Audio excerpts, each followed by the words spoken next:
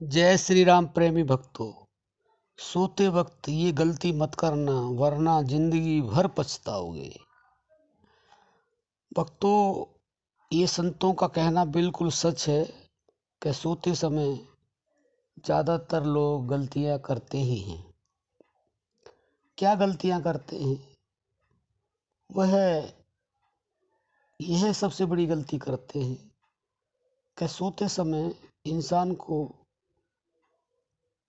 उस वक्त उस परमपिता परमात्मा को याद करना चाहिए जिसने ये मनुष्य शरीर दिया है। लेकिन ज़्यादातर लोग अपने संसार के कार्यों में जो सारा दिन कार्य हुआ है बस उसी में उलझे रहते हैं और उसी में उलझे रहने के साथ उन्हीं कार्यों को याद करते करते सो जाते हैं। तो स्वप्न में भी सब कुछ वही चलता रहता है।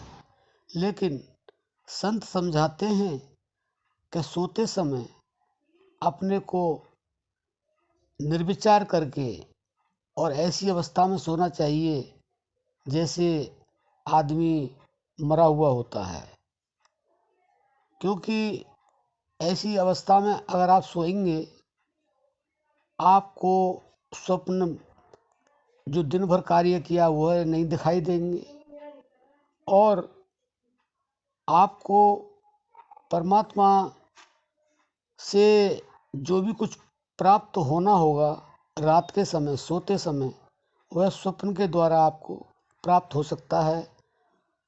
अगर आप उस समय परमात्मा को याद करके सोएं तो आपको कभी पछताना नहीं पड़ेगा, क्योंकि यह संतों की वाणी है कि सोते समय अपने शयन कक्ष में अपने सारे कामों से निवृत्त होकर के खाना पीना खा करके हाथ पैर धो करके सोएं और एकाग्रचित होकर के उस परम पिता परमात्मा को याद करें कि हे परमात्मा, तूने मुझे मनुष्य शरीर दिया, इसमें मुझे अच्छा शरीर के साथ साथ मन बुद्धि दी, सोचने के लिए मन है, निर्णय करने के लिए बुद्धि है और सारी इंद्रियां जो हैं वो सांसारिक कार्य करने के लिए हैं। तो मैं कितना शुक्रिया अदा करूं मैं तुझे, और तन मन धन से मन कर्म वचन से जो भी मैंने कार्य किया है मैं सब कुछ तुझे ही अर्पण करता हूँ। क्योंकि वैसे तो कहते हैं ना कि तेरा तुझको अर्पण क्या लागे मेरा। तो आप एकांचित होकर के और परमात्मा को तन मन धन से मन कर्म वचन से सब कुछ अर्पण करें और यह गलती कभी ना करें कि खाना पीना खाया और आलस आया और सो गए। ये सबसे बड़ी गलती है, क्योंकि सुबह उठते समय और शाम को सोते समय उस परमात्मा का धन्यवाद ज़रूर करना चाहिए, उसको कोटि कोटि नमन करना चाहिए।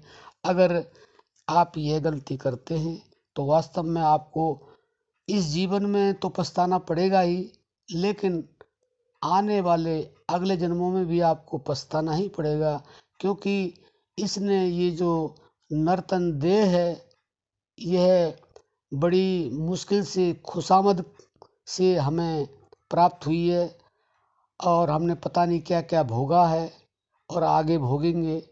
तो अगर हम सोते समय और प्रातः उठते समय यह गलती ना दोहराएं कि परमात्मा को याद ना करें, उसका चिंतन ना करें, चिंतन करते करते सोएंगे हम तो वास्तव में ही हमें नींद भी अच्छी आएगी और स्वप्न भी अच्छा आएगा।